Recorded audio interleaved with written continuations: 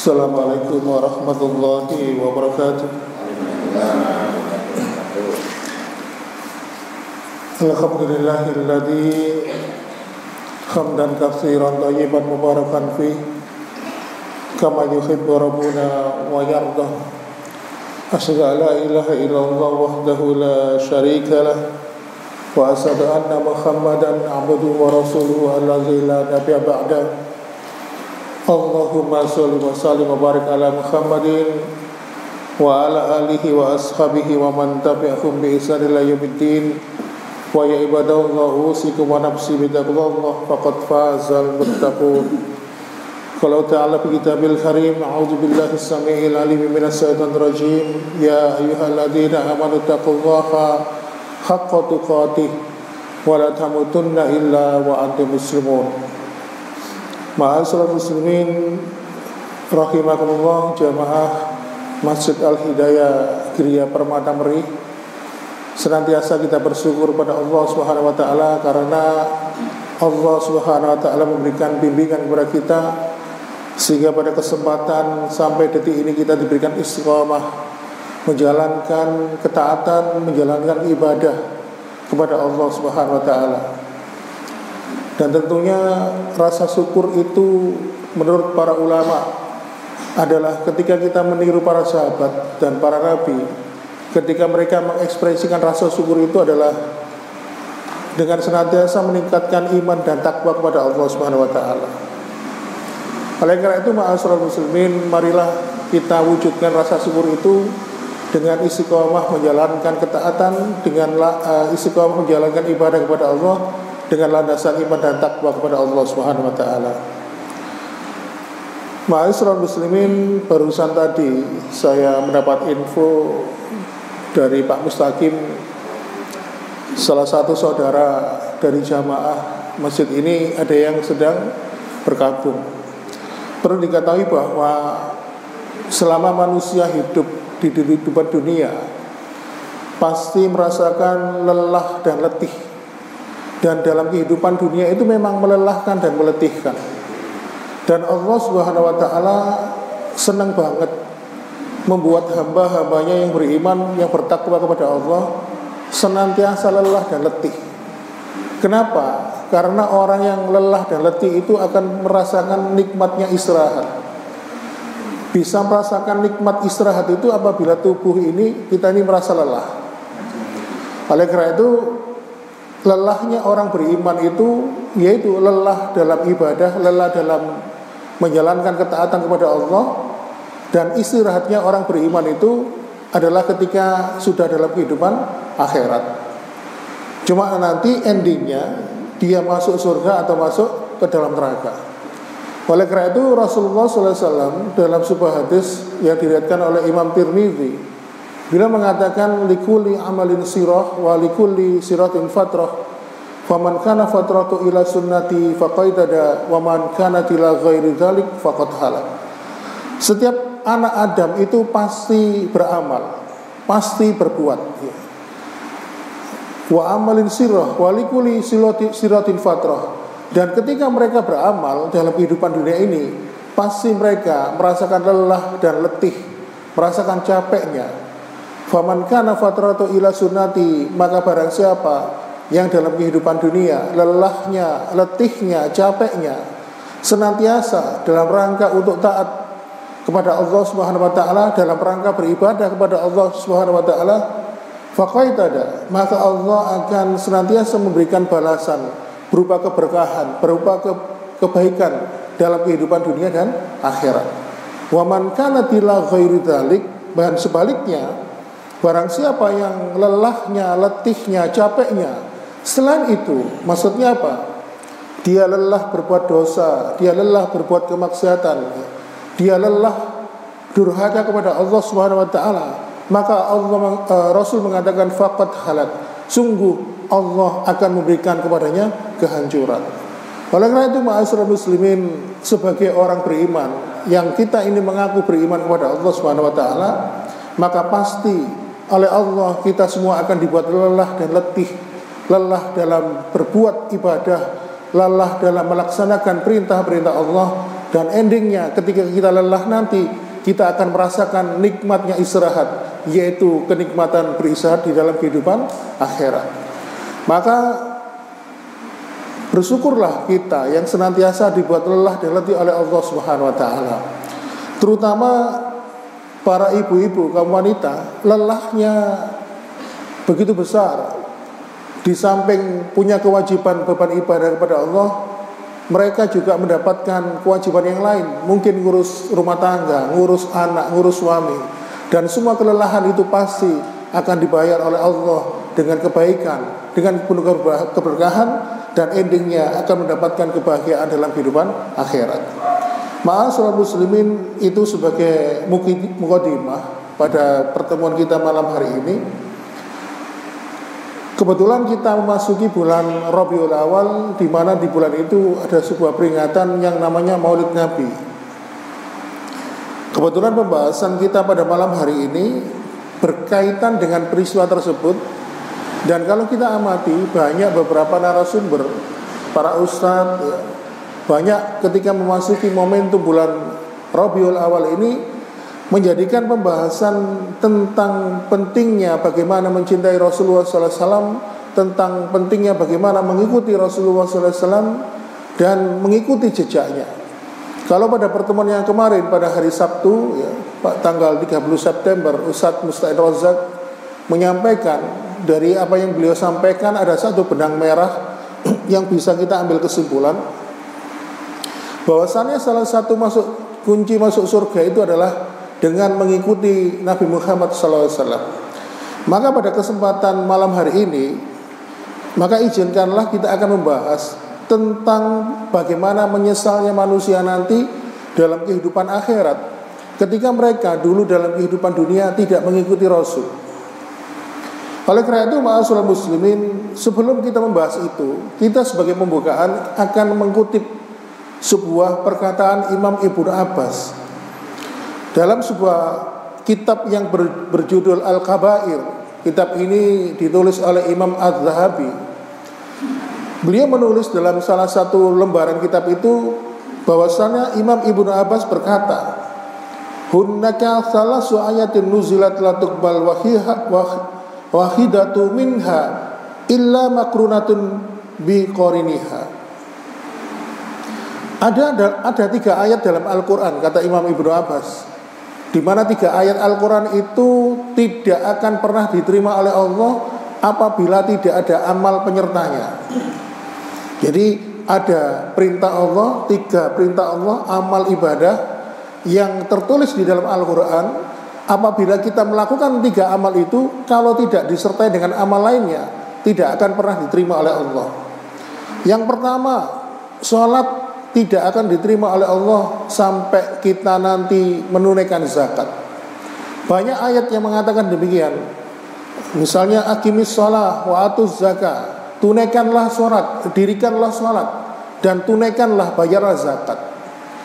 Kemudian perbuatan yang kedua, ketika kita melakukan perbuatan ini tidak akan pernah diterima oleh Allah sebelum kita melakukan amalan penyertanya. Yang kedua adalah syukur kita kepada Allah. Kalau kita ini mengaku bersyukur kepada Allah tanpa kita sertai dengan bersyukur kepada orang tua kita, maka syukur kita itu tidak akan pernah diterima oleh Allah. Sebagaimana seperti yang dikutip dalam surat Luqman di ayat yang ke-14, Allah Subhanahu wa taala mengatakan, "Aniskurli wali walidaik ilayyal masir." Bersyukurlah kepadaku, kata Allah, dan kepada kedua orang tuamu, hanya kepada aku kembalimu. Kemudian yang ketiga yang akan menjadi pembahasan kita adalah iman kita kepada Allah tidak akan pernah diterima oleh Allah sebelum kita ini beriman, sebelum kita ini mengikuti Rasulullah Muhammad SAW. Dan ayat ini banyak tersampaikan di dalam Al-Quran. Salah satunya yang sering disampaikan itu di surat An-Nisa, atiullah wa atiu rasul. Ada kalimat berikutnya biasanya wa ulil amri minkum dan sebagainya. Kalimat taatilah Allah dan taatilah Rasul ini menunjukkan kalau kita mengaku beriman kepada Allah, maka iman kita tidak akan pernah diterima sebelum kita juga beriman kepada Rasulullah Muhammad SAW. Karena apa? Seperti kalau kita mengucapkan dua kalimat syahadat. Syahadat yang pertama, kita mengakui eksistensi Allah sebagai pencipta, ya. Kemudian yang kedua, kita mengakui Rasulullah Muhammad SAW sebagai seorang nabi dan rasul utusan Allah. Makanya kalau kita melihat kisah umat terdahulu, Pak, seperti kaum Nasara, kaum Yahudi, ya, mereka mengaku cinta kepada Allah, tetapi iman mereka tidak pernah diterima. Kenapa? Karena mereka, umat-umat ini, mereka ini mendustai Rasul mereka. Banyak kisah yang kita pernah dapatkan tentang kisah kaum Yahudi. Mereka banyak memohon kepada Allah diutus seorang nabi, yang seorang rasul untuk mereka. Tetapi ketika Allah mengutus rasul untuk mereka, mereka menolak, tidak mengakuinya. Kemudian begitu juga dengan kaum Nasara. Mereka juga mendustakan pengikut utusan Allah. Dan terakhir ketika mereka mengetahui bahwasannya nanti Allah akan mengutus seorang nabi dan rasul untuk mereka yang bernama Ahmad, dalam surat As-Saff disebutkan, mereka tidak mau menerima. Kenapa? Karena Nabi Muhammad diturunkan dari kalangan bangsa Arab. Hanya bukan karena golongan mereka, karena Nabi dari bangsa Arab, sehingga mereka pun menolak. Dan akhirnya apa? Iman mereka kepada Allah tidak diterima karena mereka tidak beriman kepada Allah dan Rasulnya. Ma'asyiral muslimin wa zumratal mu'minin rahimakumullah. Ternyata tidak mengikuti Rasul itu menyebabkan penyesalan yang mendalam dalam kehidupan akhirat. Dan orang yang paling menyesal nanti, ya, adalah orang yang tidak mengikuti Rasul. Makanya Allah Subhanahu wa taala mengingatkan di surat Al-Furqan ayat 27, wa yauma ya'adzu dzalimu ala yadahi yaqulu ya ilaitani takhadzu ma'ar rasul sabila. Dan ingatlah pada hari ketika orang-orang zalim itu menggigit dua jarinya. Maksudnya dengan menggigit dua jarinya itu seperti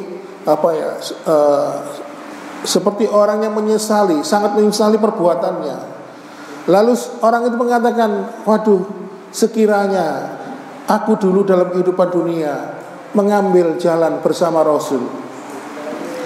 Kenapa seseorang itu menyesal karena tidak mengikuti Rasul dalam kehidupan akhirat? Karena mengikuti Rasulullah, ya, mengikuti utusan Allah dalam kehidupan dunia itu adalah untuk sebagai jalan keselamatan menempuh kehidupan akhirat yang begitu panjang. Makanya orang yang berzina itu menyesal, orang yang minum minuman keras itu menyesal, orang yang membunuh itu menyesal. Tetapi penyesalan mereka masih lebih besar kepada orang-orang yang tidak mengikuti Rasulullah. Sehingga Allah memberikan ilustrasi bahwa orang-orang yang tidak mengikuti Rasul itu, mereka menyesal sampai digambarkan menggigit dua jari mereka, saking menyesalnya mereka. Imam Ibnu Katsir ketika menafsirkan surat Al-Furqan ayat 27 ini menjelaskan bahwa penyesalan ini hanya berlaku untuk orang-orang yang zalim. Ketika mereka menyadari bahwa perkara yang mampu menyelamatkan mereka dalam kehidupan akhirat adalah sunnah yang mereka ikuti dalam kehidupan Rasulullah SAW. Jadi di sini yang menyelamatkan kita dalam kehidupan akhirat karena kita itu mengikuti sunnah. Jadi sebelum kita membahas lebih jauh lagi, kita pahamkan dulu Pak ya. Sunnah itu bukan milik kelompok dan golongan, ya, bukan kelompok. Sunnah itu bisa dikatakan adalah komitmen kita untuk mengikuti Rasulullah. Selama Rasulullah dalil yang kita ikuti itu adalah landasannya bisa dipertanggungjawabkan, maka itu bisa dikatakan kita mengikuti sunnah. Sunnah itu juga bisa berarti tentang bagaimana tata cara kita ini beragama. Dan sunnah itu jangan dipahami bahwa apabila dikerjakan berpahala, tidak dikerjakan tidak apa-apa. Sunnah itu tidak sesempit itu pembahasannya Pak. Karena apa? Kalau sunnah menurut pemahaman fikih itu, kalau dikerjakan berpahala, kalau tidak dikerjakan tidak berpahala. Kalau sunnah menurut pemahaman akidah adalah sesuatu yang datang dari Nabi Muhammad SAW, baik itu ucapan, ya, baik itu perbuatan dan ketetapan beliau sendiri. Apa saja yang disandarkan kepada Nabi itu adalah sunnah.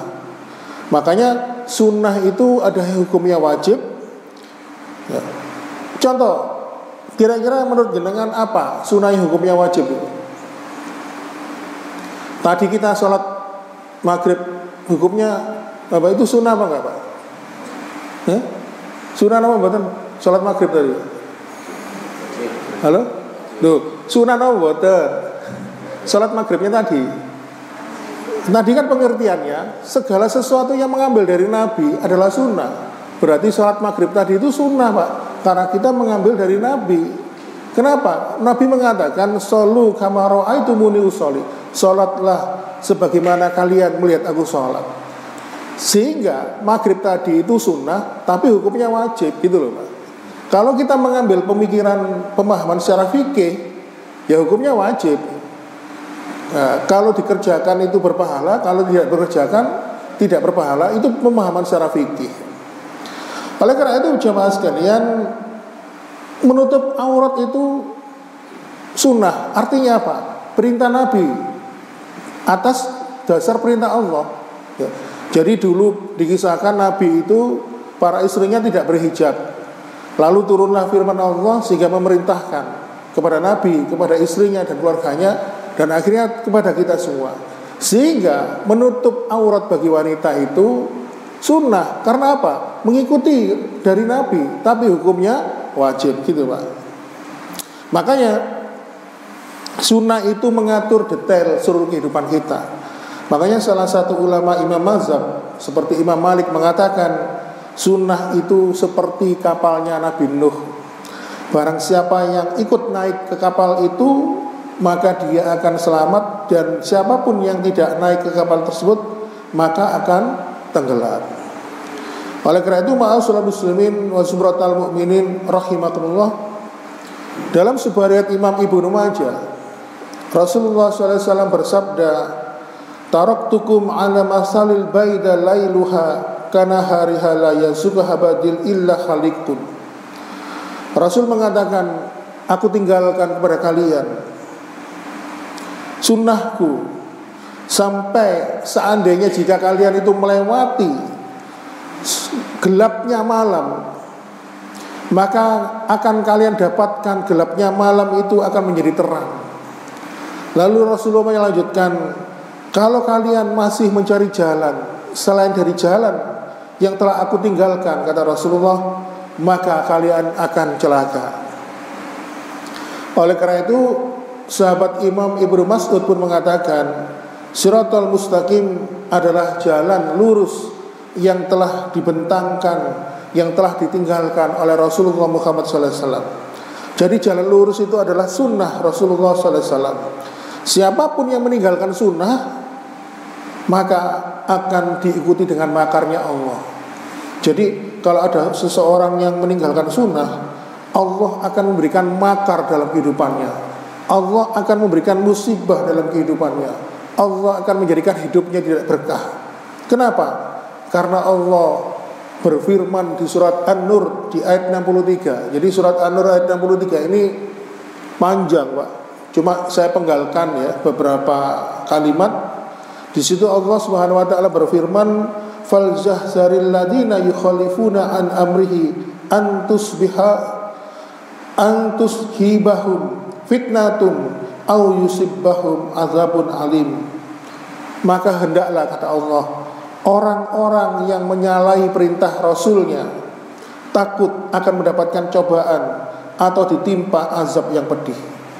Jadi kalau misalnya ada seseorang yang mengaku beriman dan bertakwa kepada Allah, dia tidak mengikuti sunnah, dia menyimpang dari sunnah Rasulullah SAW, tidak menjadi jalan penerang hidupnya sunnah itu, maka Allah akan memberikan makar, memberikan ujian, memberikan musibah kepada dirinya. Oleh karena itu, sunnah itu mengatur seluruh lini kehidupan kita. Bahkan hal yang kecil yang mungkin tidak pernah kita pikirkan, Pak, seperti buang air kecil ya, itu sudah diatur. Kemudian seperti memotong kuku, itu juga diatur dalam sunnah. Ya, kapan makruhnya, kapan dianjurkan memotong kuku, terus kemudian gimana cara motong kuku itu, dari kanan dulu atau kiri dulu ya. Kalau menurut sunnah itu yang diajarkan Rasulullah itu memotong kuku disunnahkan, dianjurkan pada malam Jumat atau hari Jumat ya. Kemudian motongnya dari kelingking kanan dulu baru jempol, kemudian dari kiri dulu baru jempol. Sampai memotong kuku itu juga berlaku bagi mereka yang berkurban di bulan Dzulhijjah. Ketika dia ingin menyembelih hewan kurban, maka setelah memasuki bulan Dzulhijjah sampai setelah 10 hari dia dilarang potong kuku dan rambut. Ma'asyiral muslimin wa sumratal mu'minin rahimakumullah. Semuanya itu diatur oleh sunnah. Maka seperti urusan bersin, Pak, wahing kalau dalam bahasa Jawa, itu juga diatur dalam sunnah ini. Kalau ada orang yang bersin, ketika orang itu mengucapkan alhamdulillah, maka kita memberikan doa balasan kepada orang yang mengucapkan alhamdulillah tadi, yarhamukallah. Jadi yarhamukallah ini kita ucapkan kalau ada orang bersin, dia mengucapkan alhamdulillah.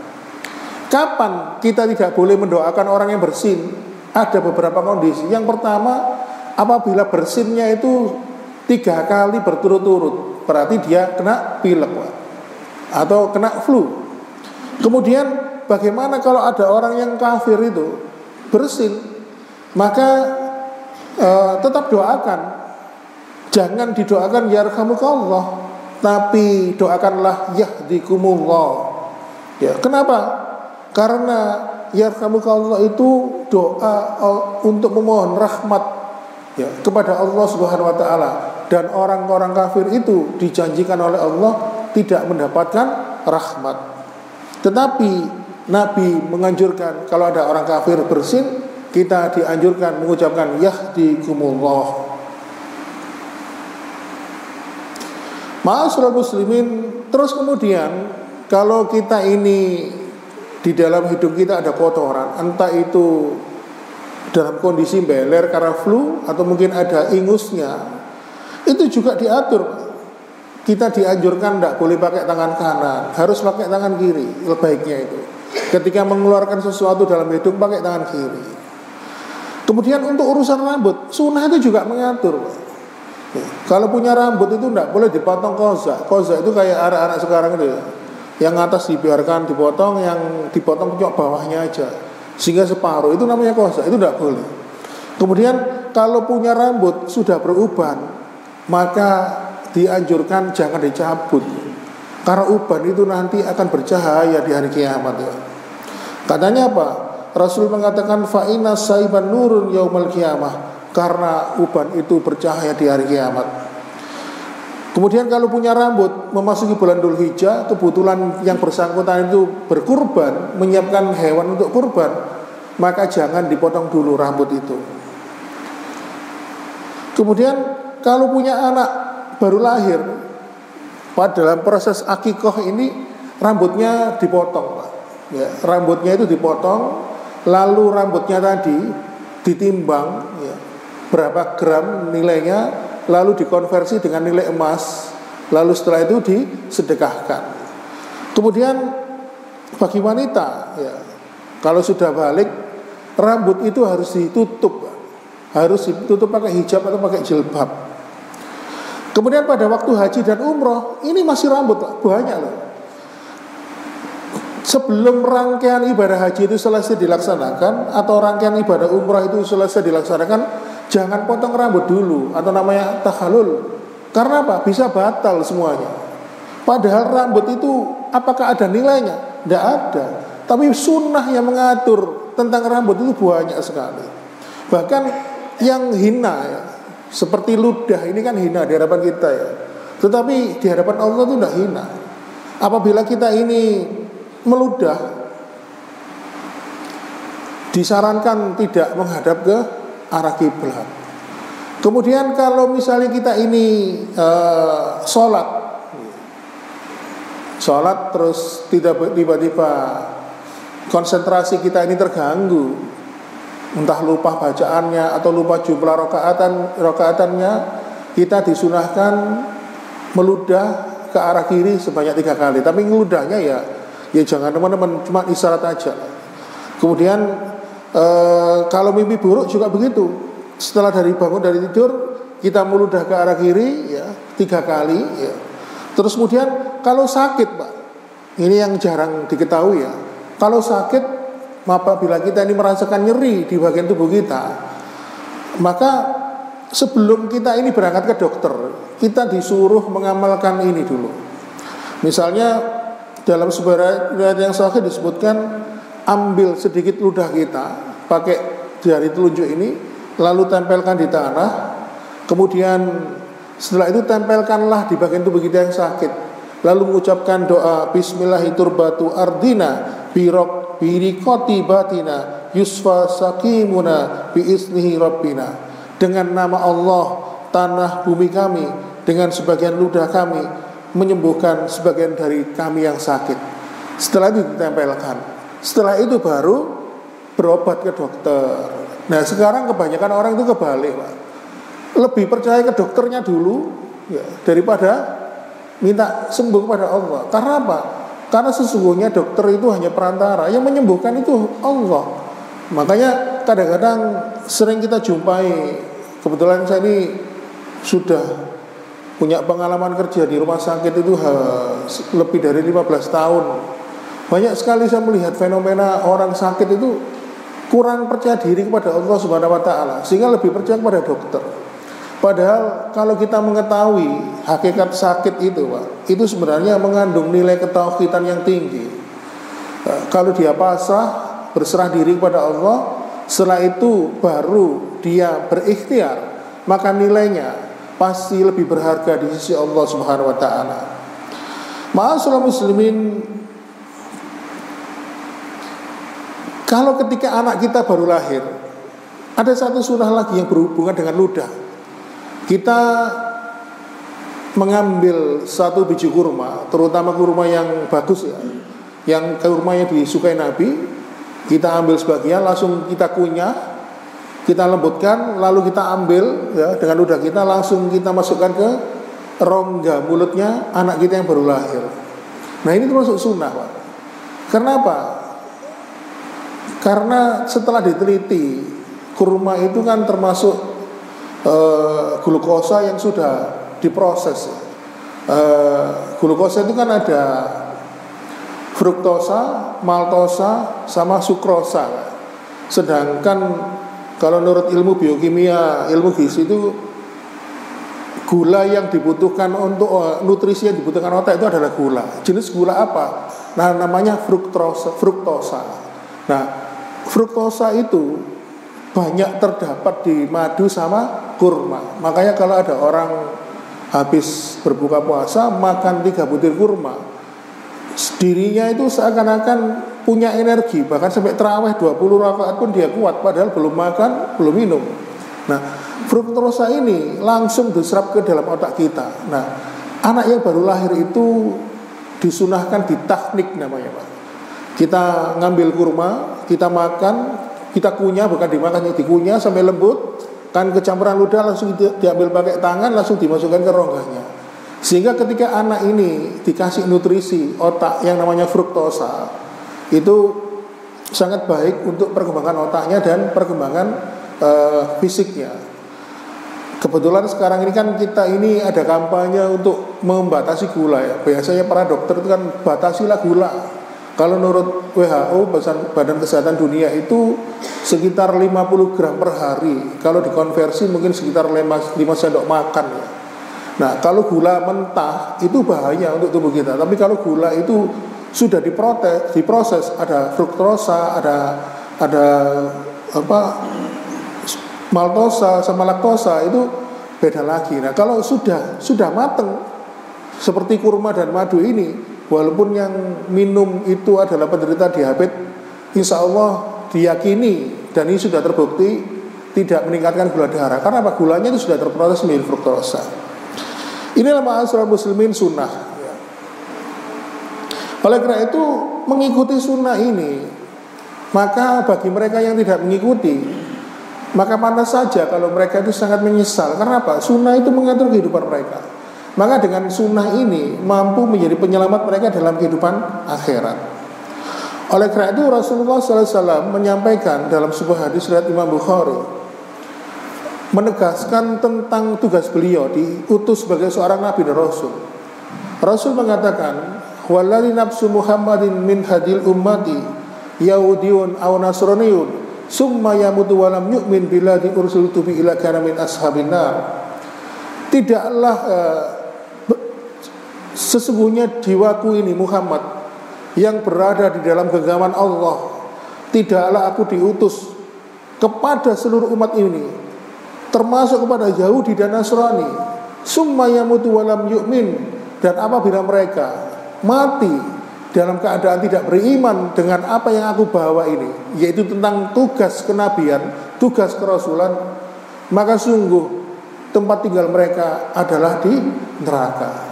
Oleh karena itu maka benarlah kata yang kata Allah, apabila engkau mengaku cinta kepada Allah, maka ikutilah Muhammad sebagaimana perintah Allah di surat Ali Imran ayat 31. Di situ kalau kita ini mengaku cinta, bertauhid kepada Allah, maka kita harus mengikuti caranya Muhammad, mengikuti Muhammad. Allah Subhanahu wa taala berfirman di surat Ali Imran ayat 31, "Qul in kuntum tuhibbunallah fattabi'uni yuhibbukumullah wa yaghfir lakum dzunubakum wallahu ghafurur rahim."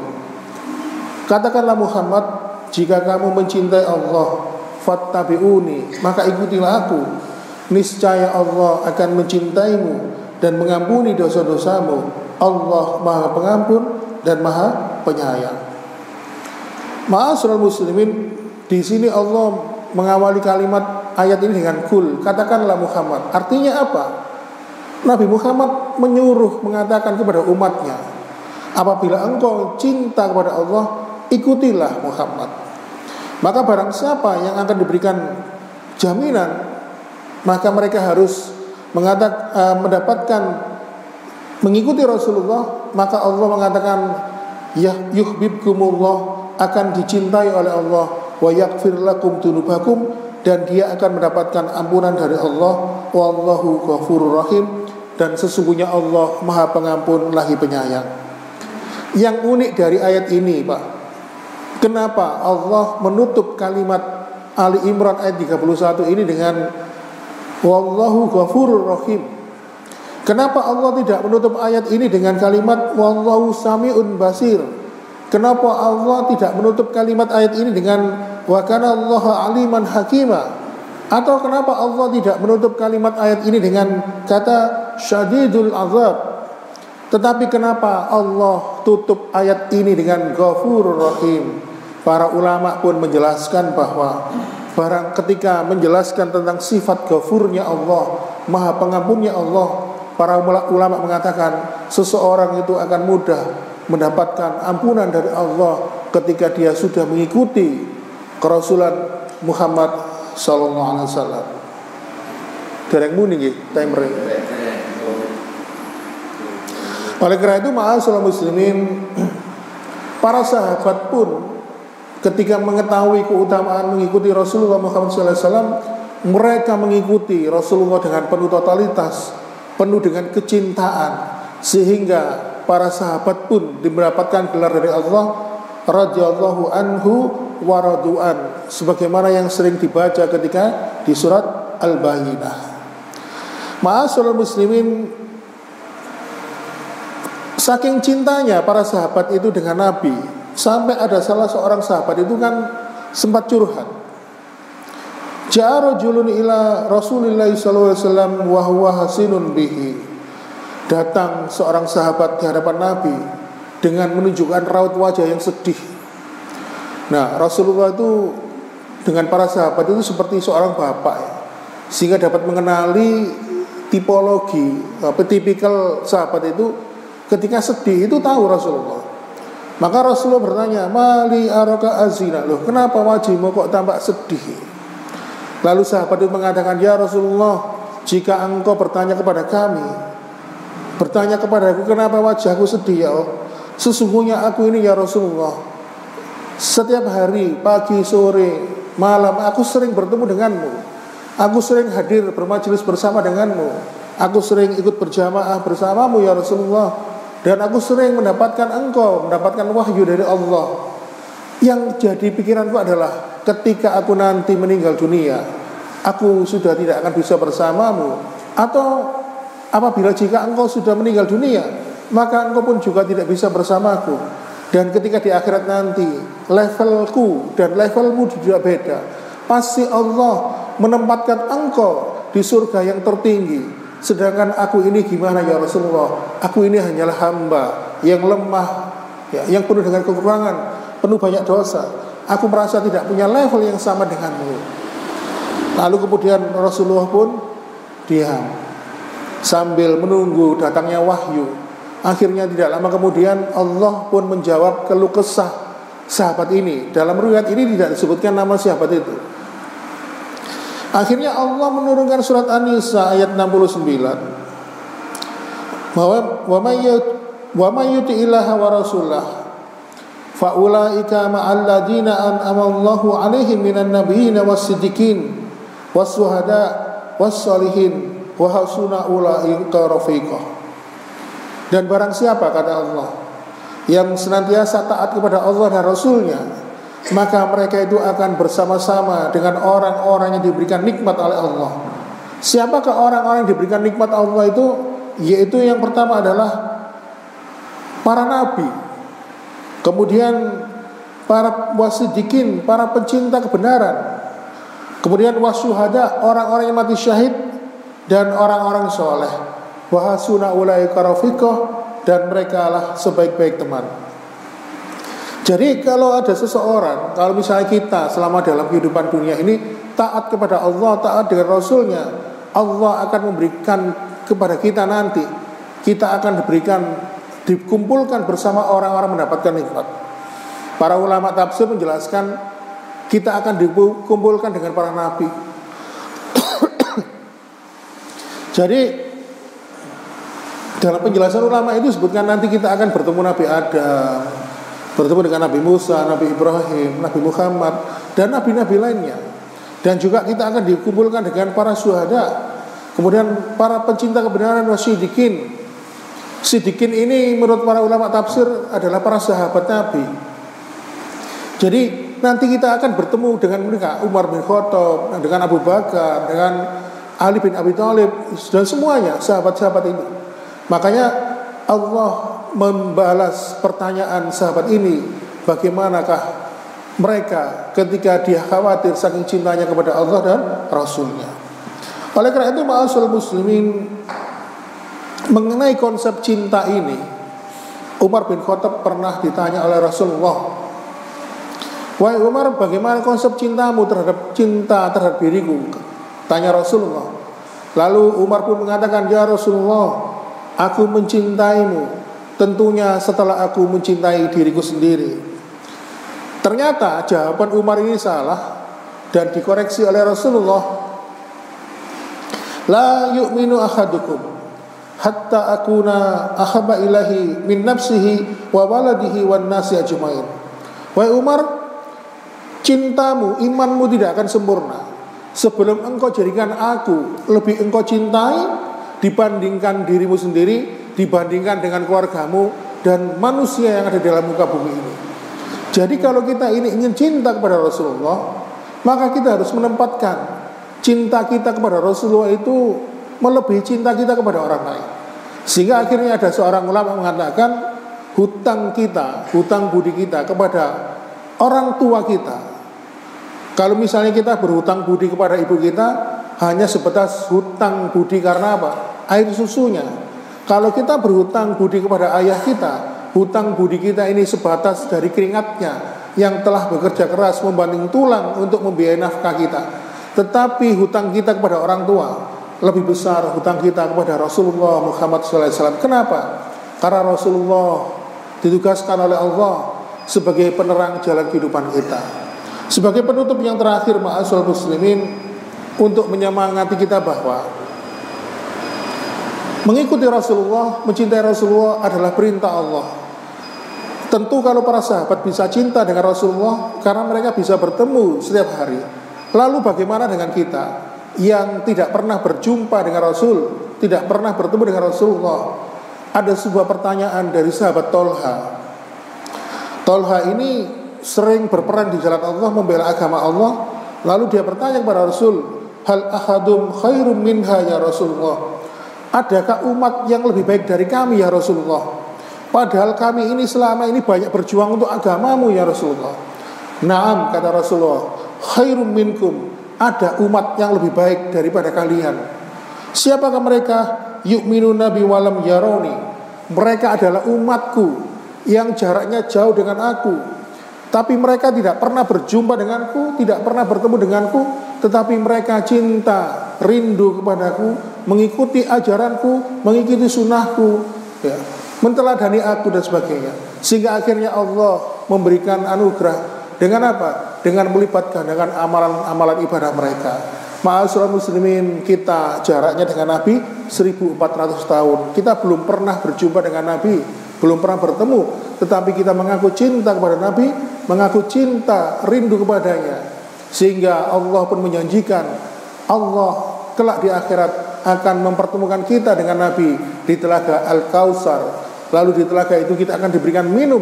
Menurut riwayat, satu teguk minum dari telaga Al-Kautsar mampu menghilangkan dahaga, haus yang begitu panjang selama beribuan tahun dalam kehidupan akhirat.